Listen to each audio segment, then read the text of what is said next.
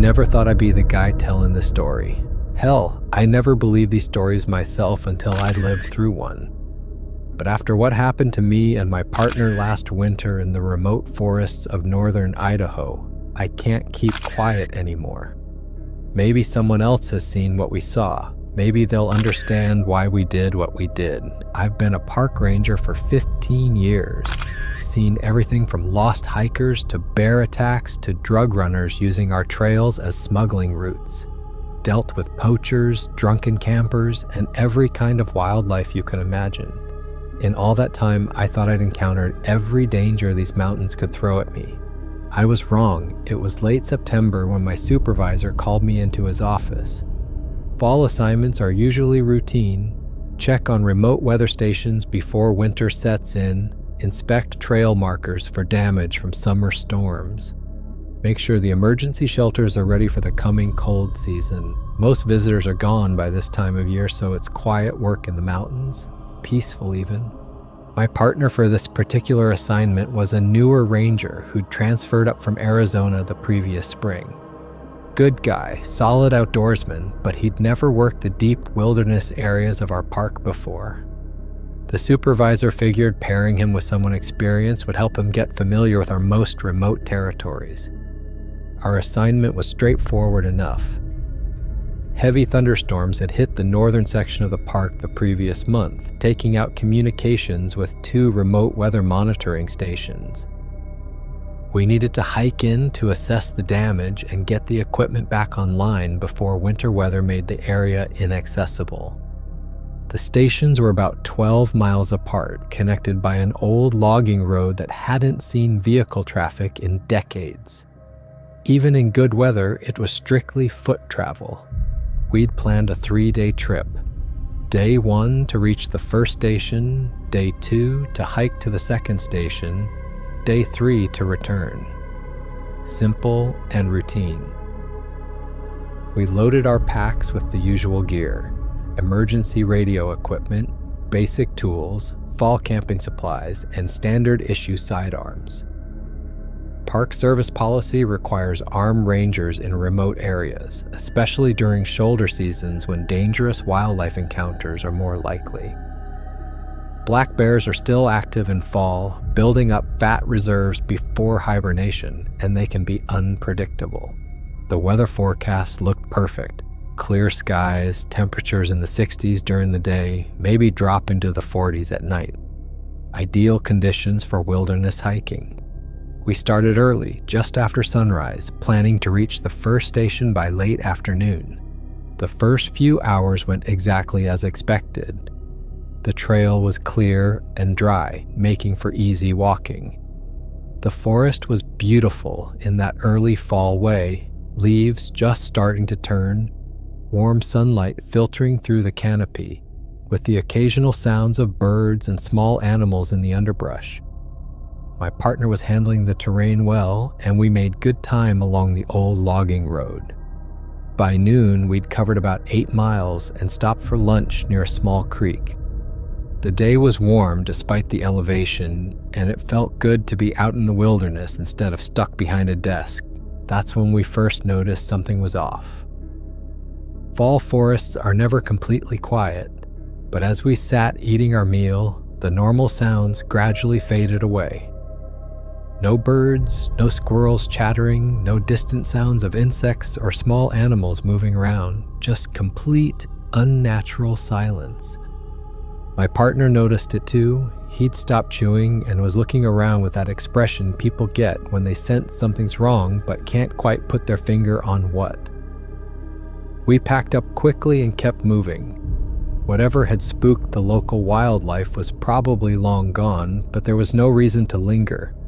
Black bears can be aggressive in fall when they're focused on feeding, and we didn't want to accidentally get between a bear and its food source. Better to keep moving and reach the station before dark. We reached the first weather station around 4 in the afternoon. The damage was worse than expected.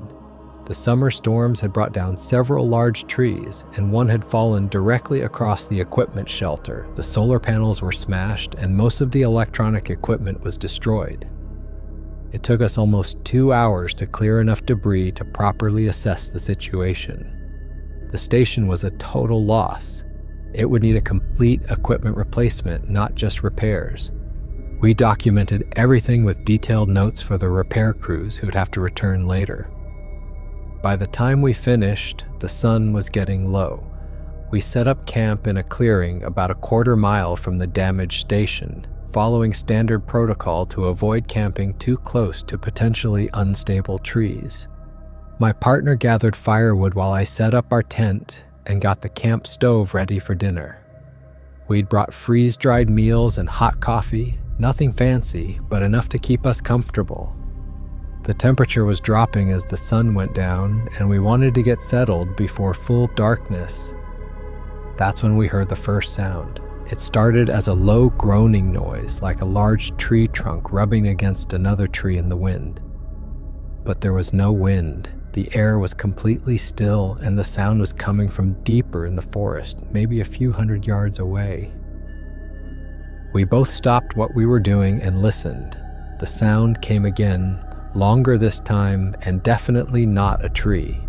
It was organic, like an animal sound, but unlike anything I'd heard in 15 years of wilderness work. My partner looked at me with raised eyebrows. He'd heard it too, and his expression said he was just as puzzled as I was. The sound came a third time, and now it was clearly some kind of vocalization. Deep, guttural, and powerful. Whatever was making it had serious lung capacity. It reminded me a little of the sound elk make during rutting season, but deeper and more sustained. We finished setting up camp quickly and got our fire built up high. Whatever was out there, fire would either scare it away or at least give us better visibility if it decided to investigate our camp. We checked our sidearms and made sure the emergency radio was ready to go. Dinner was a quiet affair. We kept the conversation low and spent most of our time listening to the forest around us. The strange vocalizations had stopped, but the unnatural silence continued. No owls, no small mammals moving around. Nothing. Around 9 o'clock, we heard movement in the trees around our campsite. It wasn't the random noise of normal forest animals. This was deliberate, purposeful movement. Something large was circling our campsite, staying just beyond the reach of our firelight. We could hear branches snapping under heavy footsteps, but whatever it was moved with surprising stealth for its size. I've been stalked by mountain lions before. They're incredibly quiet, but you can usually catch glimpses of movement or see their eyes reflecting firelight. This was different. Whatever was out there was staying completely hidden while making no effort to mask the sound of its movement. It felt like psychological warfare, like something was deliberately letting us know it was there without revealing itself. We took turns keeping watch, sitting back to back near the fire with our weapons ready. The circling continued for over an hour. Sometimes the sounds would stop for 10 or 15 minutes, and we'd start to think it had moved on. Then we'd hear more footsteps, always from a different direction. Around 11 o'clock, the sounds finally stopped. The forest went completely quiet again and stayed that way for the rest of the night. Neither of us got much sleep. Morning couldn't come fast enough. We broke camp early and started hiking toward the second weather station. The plan was to assess the damage there, then decide whether to return to base that same day or stick to the original schedule and camp one more night. After the previous night's experience, we were both leaning toward heading home early. The hike to the second station should have taken about 4 hours. We made good time for the first 2 hours, following the old logging road through dense forest. The trail was clear and dry, and the weather remained perfect for hiking. Around 10 in the morning, we started finding the strange markings. At first, I thought they were normal bear claw marks. Black bears often scratch trees to mark territory or sharpen their claws. But as we got closer, it became obvious these weren't made by any bear. The scratches were huge. Deep gouges in the bark that went down to the wood underneath. They were at least 10 feet off the ground, higher than any bear could reach, even standing on its hind legs. The pattern was wrong too. Instead of the parallel claw marks you'd expect from a bear, these looked almost like finger scratches. My partner stood next to one of the marked trees and tried to reach the lowest scratches. He's about 6 feet tall, and even jumping, he couldn't come close. Whatever had made these marks would have had to be at least 9 feet tall. We found similar markings on trees all along the logging road, always at the same impossible height, always with that same finger-like pattern. Some of the scratches were fresh, with sap still oozing from the wounds. Others looked older, but were clearly made by the same kind of creature. Then we started finding the footprints. The impressions in the soft earth beside the road were massive, easily 18 inches long and almost as wide. They showed 5 distinct toes, but the proportions were all wrong for a bear. The stride length was enormous, at least 4 feet between prints. Whatever had made these tracks was walking upright on 2 legs. My partner knelt down next to one of the clearer prints and used his glove hand to measure it. His hand looked tiny in comparison. He looked up at me with an expression I'd never seen before. Part confusion, part fear, part disbelief. We followed the tracks and tree markings for about 50 yards. The creature had been moving in the same direction we were heading, toward the second weather station. But unlike normal animal sign, these markings seemed almost deliberate, like the creature was intentionally leaving a trail. I've seen hoax evidence before. Tourists occasionally try to fake Bigfoot signs in our parks, usually using carved wooden feet or modified boots. These prints and markings were nothing like that. The depth and detail were consistent with something that actually weighed several hundred pounds. The claw marks were too high and too deep to be faked without heavy equipment. More concerning was the fact that some of the signs were clearly fresh. Based on the condition of the scratched bark and the crispness of the footprint edges, this creature had been active in the area within the last day or two. We should have turned around right then. Standard protocol when encountering unknown and potentially dangerous wildlife is to withdraw and report the situation to headquarters. But curiosity got the better of us, and we kept following the logging road toward the second station. The markings disappeared and reappeared several times, usually where the creature had moved off into the trees before returning to the road. But the general direction was clear. It was heading exactly where we were going. About a mile from the second weather station, we found something that made us stop completely. There was a tree beside the road, a large pine, probably 10 inches in diameter. About 8 feet up the trunk, something had gouged deep scratches in the bark. But these weren't random claw marks. The scratches formed a clear pattern, almost like some kind of symbol or territorial marker. My partner tried to reach the marks by jumping. Even with his arms fully extended overhead, he couldn't come close. We used a fallen branch to measure the height more precisely. The marks were definitely at least 8 feet off the ground. Whatever had made those scratches had been standing at least 9 feet tall. And the deliberate pattern suggested intelligence. This wasn't just random scratching behavior. The second weather station was in better shape than the first. The summer storms had damaged some equipment, but the main shelter was intact, and most of the monitoring gear was still functional. We could probably get it back online with some basic repairs.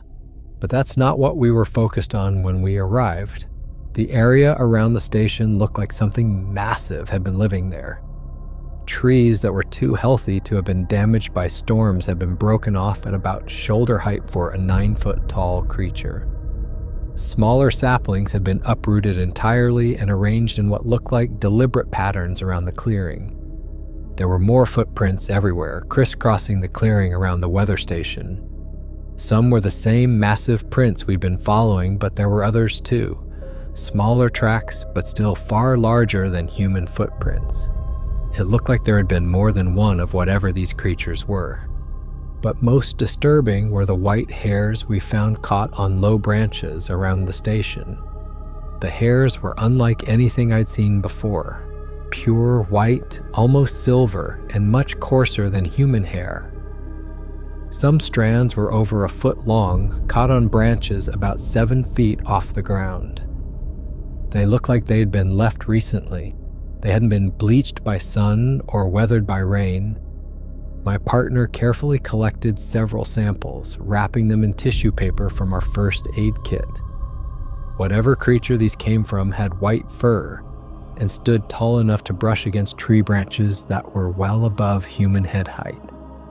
In the center of the clearing, near the weather station shelter, we found something that made my blood run cold. There was a pile of bones, large bones, picked clean and obviously fresh. They looked like they might be from deer or elk, but some of them were massive, femurs that had to be 2 feet long. Whatever had been eating here was capable of taking down very large prey. But it wasn't just the bones that bothered us, it was how they were arranged. They weren't scattered randomly like the remains of a normal predator kill. They were stacked in a neat pile, almost like someone had intentionally organized them. That level of organization suggested intelligence, and intelligence in an unknown, powerful creature that was clearly territorial was not something we wanted to encounter unprepared. We spent about an hour documenting the scene with detailed notes and measurements. The weather station repairs could wait. This situation was far beyond anything we were equipped to handle. We needed to get back to headquarters and report what we'd found. Unfortunately, we had no camera with us. Standard ranger protocol for routine maintenance trips didn't require photographic equipment. We had to rely on written descriptions and the hair samples we'd collected. The problem was that we'd already used most of the daylight getting to the second station. Hiking back in the dark, especially with unknown and potentially aggressive wildlife in the area, wasn't an appealing option. But neither was spending another night camping in territory that was clearly claimed by something we didn't understand. We decided to try to make it back to the first station before dark, then push through to the trailhead early the next morning. It would be a hard hike, but it seemed safer than camping in the immediate area. We packed up quickly and started back down the logging road. The sun was already getting low, and we had maybe 3 hours of good light left. If we pushed hard, we could cover the 6 miles back to our previous campsite before full darkness. We made it about 2 miles before we realized we were being followed. It started as just a feeling. That sensation you get when someone's watching you, but there's no rational reason to think anyone's there. Both of us kept turning around to look behind us, but the road was empty. Then we started hearing the footsteps. They were staying back about 100 yards, just far enough that we couldn't see anything through the trees. But the rhythm was unmistakable. Something large was following us, matching our pace, stopping when we stopped. We tried varying our speed to see if the follower would adjust. When we walked faster, the footsteps behind us picked up. When we slowed down, they slowed down too. Whatever was back there was definitely tracking us. The smart thing would have been to stop, make noise, and try to scare it away. Most wildlife will retreat if confronted directly by humans. But something about this situation felt different. The intelligence suggested by the organized bone pile, the way our follower was staying just out of sight, it all pointed to something that was hunting us rather than just being curious. We kept walking, trying to put distance between ourselves and whatever was behind us. But as the light started to fade, the sounds got closer. We were still about 2 miles from our previous campsite when we heard the vocalization again. The same deep, guttural sound we'd heard the night before, but much closer this time. Maybe 50 yards behind us, and definitely made by whatever had been following us. Then we heard an answering call from ahead of us, from the direction we were heading. We were being herded. My partner and I looked at each other and came to the same conclusion without needing to discuss it. We were dealing with multiple intelligent creatures that were coordinating their movements. They had us surrounded, and they were pushing us towards something. We moved off the logging road into the trees, hoping to circle around whatever ambush they were setting up. But the forest was too dense with snow-covered underbrush to move quickly, and we could hear movement on both sides of us now. That's when we saw it. It was standing between two large pine trees about 30 yards away, partially hidden in shadow but clearly visible. At first glance, I thought it was a person in some kind of costume, but the proportions were all wrong. It had to be at least 8 feet tall, with shoulders broader than any human I'd ever seen. But what really caught my attention was its coloring. It was covered in long, shaggy hair that was almost pure white, like fresh snow. Its arms hung down to about knee level, and its hands looked massive even from a distance. The face was almost human, but not quite. The features were too heavy, the jaw too prominent, the forehead sloping back at an angle no human skull could achieve. When it saw us looking at it, it tilted its head with an expression of what looked like curiosity. My partner grabbed my arm and pointed to our left. There was another one, smaller but still enormous by human standards. This one had darker hair, more grayish-brown, and was partially hidden behind a fallen tree. It was watching us with the same tilted head expression. But it was the white one that dominated the scene. Its pale fur seemed to glow in the fading light, making it look almost ghostly against the dark forest background. We backed up slowly, trying to put some distance between ourselves and the creatures. They didn't follow immediately, but they didn't retreat either. They just watched us with what seemed like intelligent interest. Then the one on the left made a sound, not the deep vocalization we'd heard before, but something softer, almost conversational. The larger creature responded with a similar sound.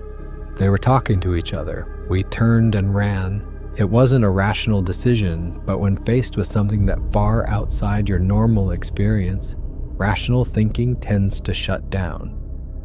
We crashed through the snow and underbrush, heading back towards the logging road as fast as we could move. Behind us, we could hear them following.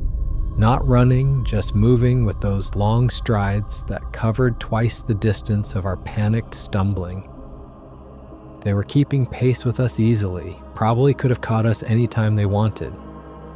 We reached the logging road and started running down it toward our previous campsite. My lungs were burning from the cold air and exertion, and my partner was struggling to keep up. We weren't going to be able to maintain this pace for long. That's when we heard the vocalization again, much closer this time. It was answered by another call from somewhere ahead of us. Then another from our right. We were completely surrounded. We stopped running and drew our sidearms. Standard Park Service sidearms are .40 caliber pistols. Decent stopping power for most situations, but looking at the size of these creatures, I wasn't sure how effective they'd be. Still, they were all we had. The creatures began emerging from the tree line on both sides of the road. I counted at least 5 of them, maybe 6, different sizes, different shades of hair color, but all clearly the same species. They moved with confidence, like they owned this territory and we were the intruders. The largest one, the white-haired creature we'd first seen, stepped onto the road about 20 yards ahead of us. It stood there for a moment, looking at us with what seemed like assessment. Then it began walking toward us. My partner and I stood back to back, weapons drawn, trying to keep all of them in sight. They were closing in from multiple directions, moving slowly but deliberately. There was something almost ceremonial about their approach, like they were following some kind of protocol. When the large one got within about 10 yards, I shouted at it to stop. It paused, tilted its head again, then took another step forward. I fired a warning shot into the air. The reaction was immediate and terrifying. All of them began vocalizing at once. Deep, booming calls that seemed to shake the trees around us. The large one reared up to its full height, which had to be close to 9 feet, and let out a roar that was unlike anything I'd ever heard. But they didn't retreat. If anything, the warning shot seemed to make them more aggressive. What happened next is still hard for me to think about. The large white creature started moving toward us again, faster this time. Its body language had changed from curious assessment to clear threat. The others began closing in from the sides, their white and grayish fur making them look like phantoms moving through the trees. We were about to be overwhelmed by something we didn't understand and couldn't outrun. My partner fired first. His shot hit the large white creature center mass, and it stumbled backward with a sound that was part roar, part scream. Dark blood was already spreading across its white chest hair, creating a stark contrast against the pale fur. But it didn't go down.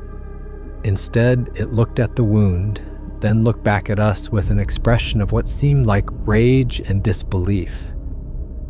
The other creatures went silent. For a moment, everything was completely still. Then, they attacked. I've been in dangerous situations before, but nothing like this. They move with incredible speed and coordination, coming at us from multiple directions simultaneously. The white one seemed to be leading the attack, its pale fur streaked with blood but still moving with terrifying power. My partner and I fired repeatedly, trying to hit anything we could. I saw at least 2 more go down, dark shapes falling in the forest floor. But there were so many of them, and they were so large and fast that it was hard to tell how much damage we were actually doing. The large white one was still standing despite being shot multiple times. Its white fur was now stained red with blood, but it kept coming. It reached my partner before he could reload and knocked him down with a backhand that sent him flying 10 feet through the air. He hit a tree and didn't get back up. I emptied my magazine into the creature's torso. At that range, I couldn't miss, and I saw the impact spinning it around. Its white fur was now completely soaked with blood, making it look like some nightmare creature from a horror movie. But it still didn't fall. It turned toward me with blood running down its chest and arms, and I thought I was about to die. Instead, it made a sound, softer than the earlier vocalizations, almost sad. Then it looked at my partner's motionless form and made the same sound again. The other surviving creatures began retreating into the forest. The large one looked at me one more time, then followed them.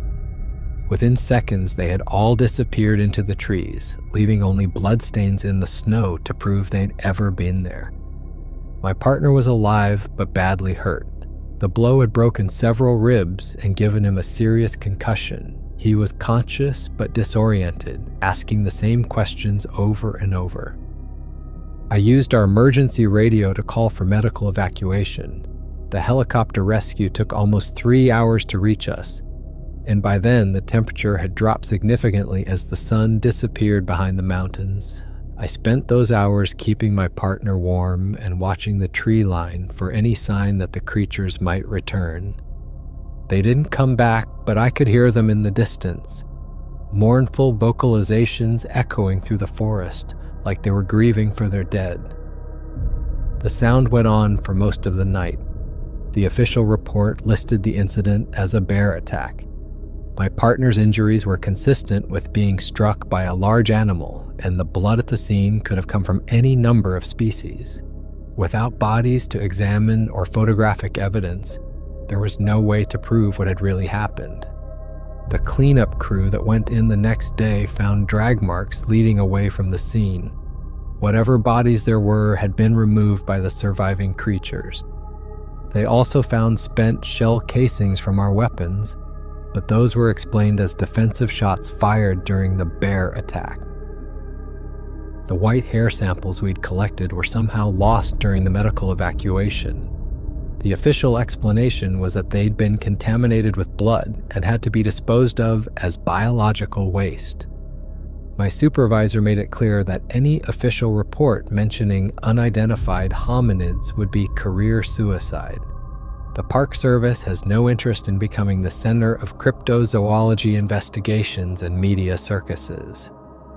As far as they were concerned, we'd been attacked by an unusually aggressive black bear, possibly a sow protecting cubs.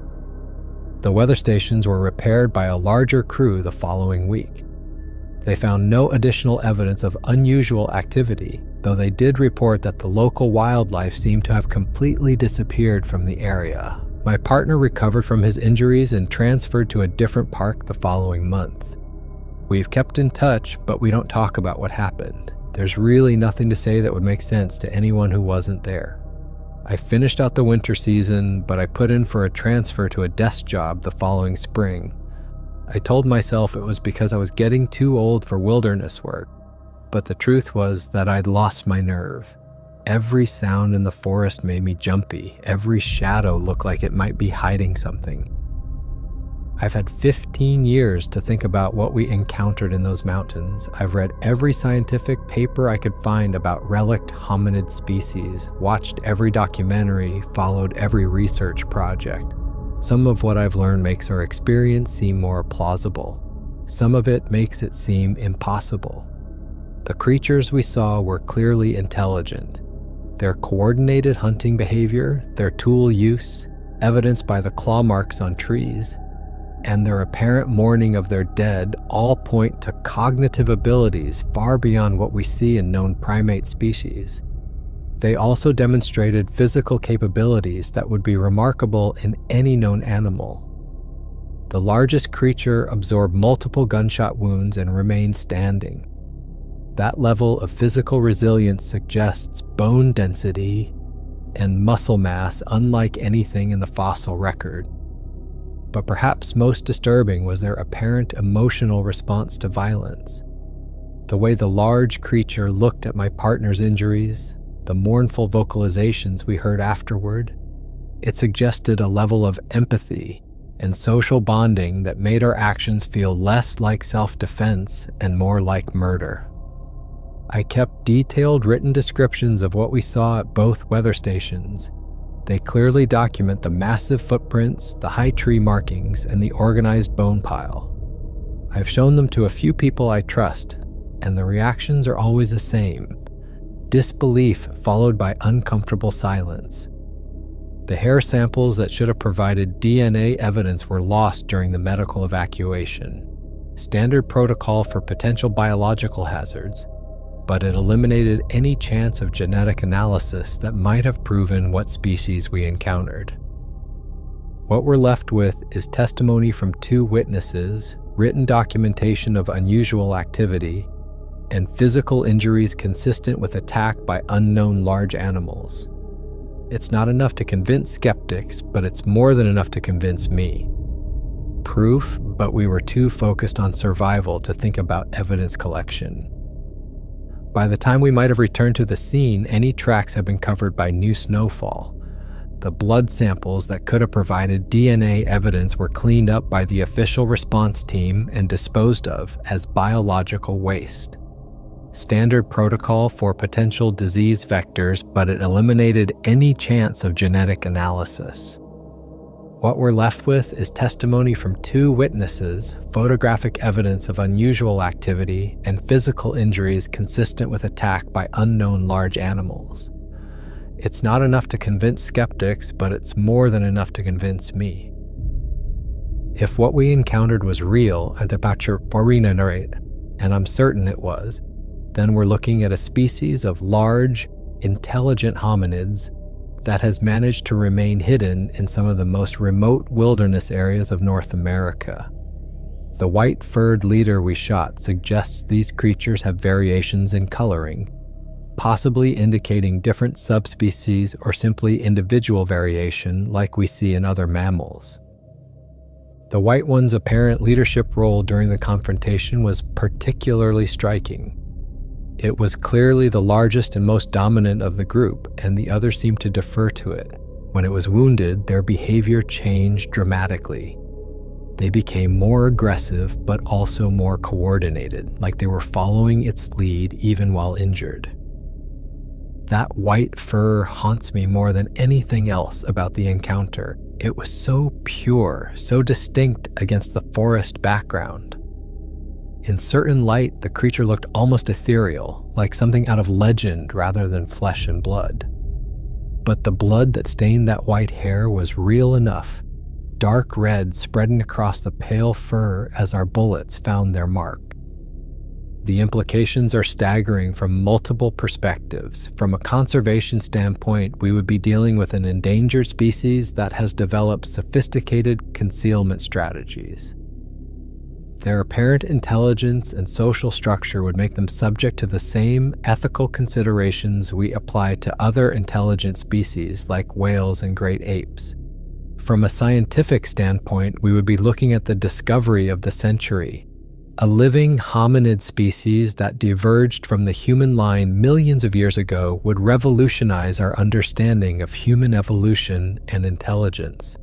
The white coloration might indicate adaptation to specific environments or simply genetic diversity within the population. But from a practical standpoint, we would be dealing with creatures that are physically superior to humans, territorially aggressive, and capable of coordinated group behavior. The white one's ability to absorb multiple gunshot wounds and remain functional suggests a level of physical resilience that would make them extremely dangerous if cornered or threatened. The hardest part of living with this experience isn't the disbelief or the professional consequences. It's the knowledge that we may have killed members of an unknown intelligent species out of fear and misunderstanding. And the image of that white creature, its pure fur stained with blood from our weapons, is something that will haunt me for the rest of my life. I replay that confrontation constantly, wondering if there was another way to handle it. Could we have retreated instead of standing our ground? Could we have tried to communicate instead of shooting? The white one's behavior suggested it might have been trying to establish dominance rather than planning to kill us outright. The more I learn about primate behavior, the more I think we misread their intentions. What we interpreted as hunting behavior might have been protective behavior. The white creature's apparent leadership role suggests it was responsible for the safety of its group, and we had invaded their territory carrying weapons. What we saw as aggression might have been territorial display, the coordinated approach, the way they surrounded us. It could have been a warning rather than an attack formation. We may have walked into their home and responded to their attempts at intimidation with lethal force. The fact that they didn't kill us when they clearly could have suggests that murder wasn't their intention. The white one was capable of crushing my partner's ribs with a single blow, but it held back. Even after we wounded several of them, they withdrew rather than escalating to full-scale retaliation. That restraint speaks to a level of moral reasoning that makes our actions seem even more questionable in hindsight. The white creature looked at my partner's injuries with what seemed like genuine concern, not satisfaction. There was intelligence behind those eyes and possibly regret for the violence that fear had brought to both our species. It's been 15 years since that fall in the mountains, and I've never told the story publicly before. Part of me hoped that other evidence would surface that would make my testimony unnecessary. Part of me hoped that scientific discovery would overtake personal revelation, and someone would find proof of these creatures without the violent encounter that marked our first contact. But the cover-ups and denials continue, and the scientific community remains closed to possibilities that challenge conventional understanding. Meanwhile, these creatures continue to live in the remote wilderness, avoiding contact with humans who have proven themselves to be dangerous and unpredictable. The white one particularly haunts my thoughts. Its pale fur was so distinctive, so unusual, that it seemed like something out of mythology rather than reality. But the blood that stained that white hair was real enough. If it survived, and I hope it did, it carries scars from our encounter, physical and probably psychological reminders of the day two humans brought violence to its territory. Maybe that's for the best. Maybe some species are better off remaining hidden from us until we develop the wisdom to encounter them with something other than fear and violence. The white creature's apparent intelligence and leadership suggest these beings have their own complex social structures, their own ways of understanding the world that we can't even begin to comprehend. But I can't shake the feeling that we missed an opportunity for one of the most significant discoveries in human history. An opportunity to make contact with another intelligent species, to learn from them, to expand our understanding of what life can become on this planet. Instead, we responded with the same primal fear that has driven human behavior for millennia. We saw something we didn't understand, something that challenged our assumptions about what was possible, and our first instinct was to destroy it. The written descriptions I kept tell part of the story, but they can't convey the intelligence we saw in these creatures' eyes or the coordination of their movements. They document massive footprints in soft earth, claw marks on trees, and evidence of organized behavior. But they don't capture the sadness in that white creature's expression when it realized we had chosen violence over understanding. The hair samples we collected could have provided definitive DNA evidence, but they were lost during the medical evacuation. Those white strands, so pure and distinctive, might have revolutionized our understanding of human evolution and the diversity of intelligent life on Earth. Still, what we documented is proof that something extraordinary lives in those mountains. Something that challenges our assumptions about intelligence, about evolution, about what it means to be the dominant species on this planet. I hope someday our written accounts will be part of a larger body of evidence that leads to official recognition and protection for these creatures. I hope future encounters will be handled with more wisdom and less fear than ours was. Most of all, I hope that white creature survived its wounds and that its kind learned to stay even further away from humans like us. But there's also a part of me that wonders if they're still out there, watching us, trying to understand why we reacted with such violence to their presence. The White One's leadership during that encounter suggests these creatures have complex social structures and decision-making processes. They might be debating among themselves whether humans can ever be trusted, whether peaceful contact is possible, or whether hiding is their only hope for survival. I went back to those mountains once about 5 years after the incident. Not in any official capacity, just as a private citizen hiking the public trails. I told myself I was looking for closure, but really I was hoping for another chance to handle things differently and perhaps to find some sign that the white creature had survived. I didn't see anything unusual, but I felt watched for most of the trip. That same sensation of being observed by intelligent eyes that we'd experienced during our patrol. The feeling was strongest near the area where we'd had our confrontation, as if something was keeping vigil there. I left offerings at the site where the violence occurred. Food, tools, anything that might be useful to creatures living in the wilderness. When I returned a year later, the offerings were gone. That could mean anything, but I chose to interpret it as a sign that some of them had survived and were still living in the area. More importantly, I found new tree markings, high scratches in the bark, similar to what we had seen before, but these seemed almost like territorial warnings, as if something was marking the boundaries of its domain, telling intruders to stay away. Among these markings, I found several white hairs caught on low branches, the same pure white coloring we'd seen on the creature we shot.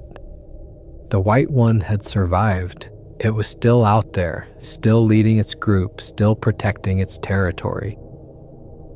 The relief I felt was overwhelming, mixed with a deep shame that we had caused such trauma to an intelligent being that was simply defending its home. I haven't been back since.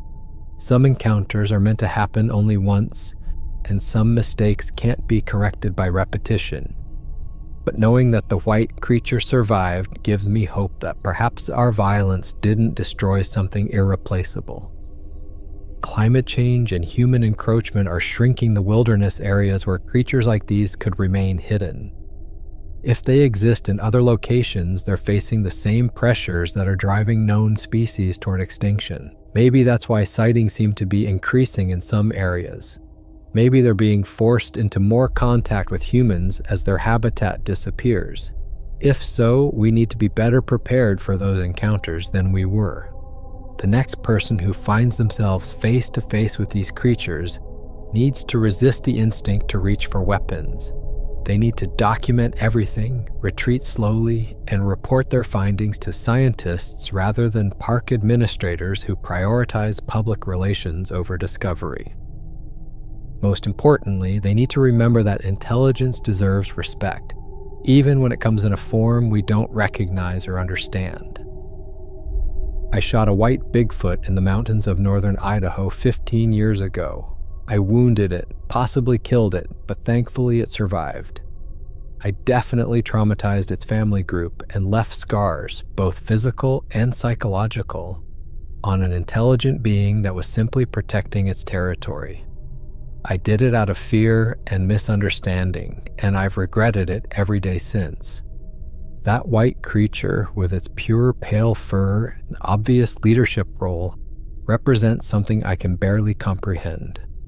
It was the largest and most magnificent of its kind that we encountered, clearly the alpha of its group, and we responded to its presence with violence born from our own primitive fears.